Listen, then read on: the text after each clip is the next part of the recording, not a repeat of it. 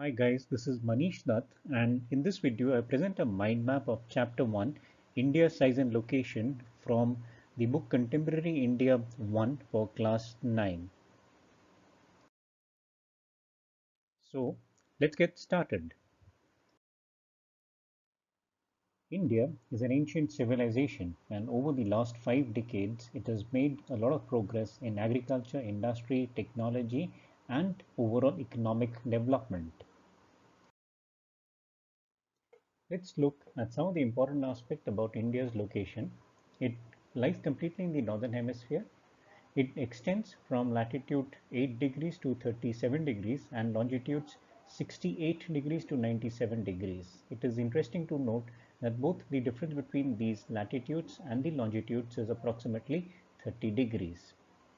The Tropic of Cancer passes through 23 degrees north inside India, and it divides India into approximately two equal parts.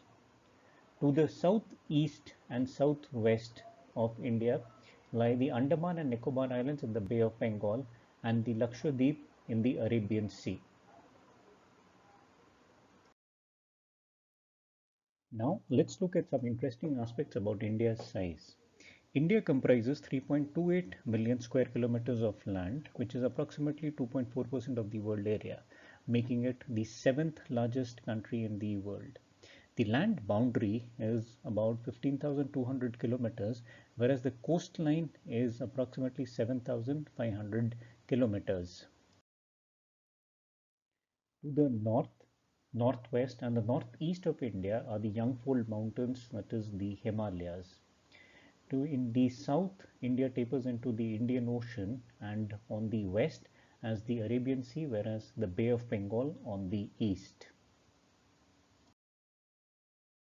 From Gujarat to Arunachal Pradesh, there is a time lag of 2 hours.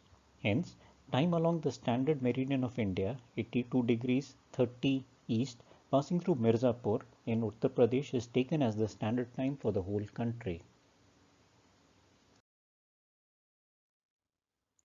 The Indian landmass has a central location between East and West Asia. India is a southward extension of the Asian continent. The Deccan Peninsula protrudes into the Indian Ocean, thus helping India to establish close contact with West Asia, Africa and Europe from the western coast and with Southeast and East Asia from the eastern coast. No other country has a long coastline on the Indian Ocean as India has, and this justifies the naming of an ocean after it.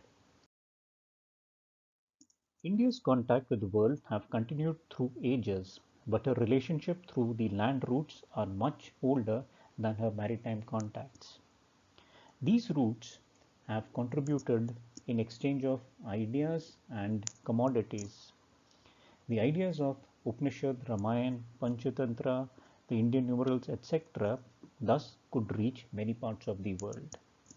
At the same time, commodities such as spice, muslin, and other merchandise were taken from India to different countries.